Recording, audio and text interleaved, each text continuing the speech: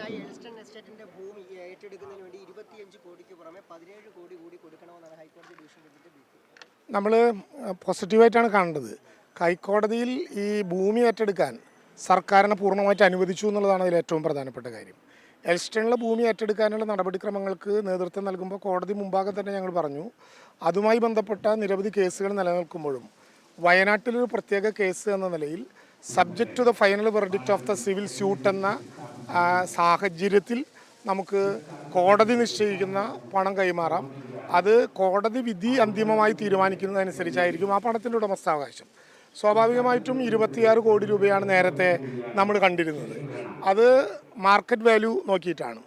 എന്നാൽ കോടതിയുടെ മുമ്പാകെ എൽസ്റ്റൺ ആവശ്യപ്പെട്ടിട്ടുള്ള കാര്യം 510 കോടി രൂപ നഷ്ടപരിഹാരം കൊടുക്കണം എന്നാണ്.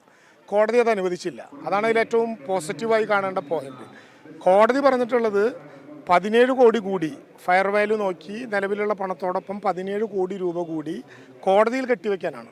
കോടതിയിൽ കെട്ടിവെച്ച് പൊസഷൻ ഏറ്റെടുക്കാനാണ്. ഇന്ന് തന്നെ പൊസഷൻ ഏറ്റെടുക്കാനുള്ള നടപടിക്രമങ്ങളിലേക്ക് കിടക്കും. ഞങ്ങൾ കേരളത്തിലെ ഗവൺമെൻറ് ജനങ്ങളോട് പറഞ്ഞതുപോലെ കൃത്യമായി 2025 തന്നെ എൽസ്റ്റണിൽ ഇപ്പോൾ ആരംഭിക്കാൻ പോകുന്ന അവിടുത്തെ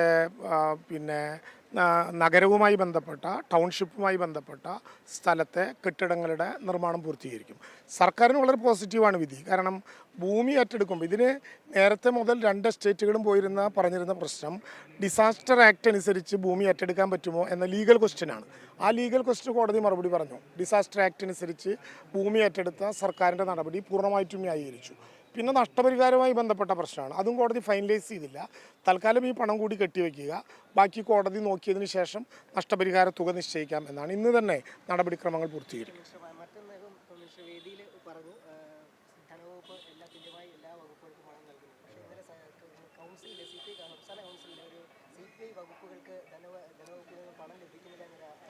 വളരെ വിചിത്രമായിട്ടുള്ള കാര്യങ്ങളാണ് കേരളത്തിലെ പത്രപ്രവർത്തകർ പറയുന്നത്. എന്നാൽ പിന്നെ ഞങ്ങൾ മാറി നിങ്ങൾ കമ്മിറ്റി കയറി ഇരിക്കുകയായിരുന്നു നല്ലത്. ഞങ്ങളുടെ കമ്മിറ്റിയിൽ കേട്ടില്ല, നിങ്ങൾ കേട്ട പറഞ്ഞല്ലോ. നിങ്ങളെ കമ്മിറ്റിയിൽ ഉണ്ടായിരുന്നോന്നാണ് അവർ ചോദിച്ചത്.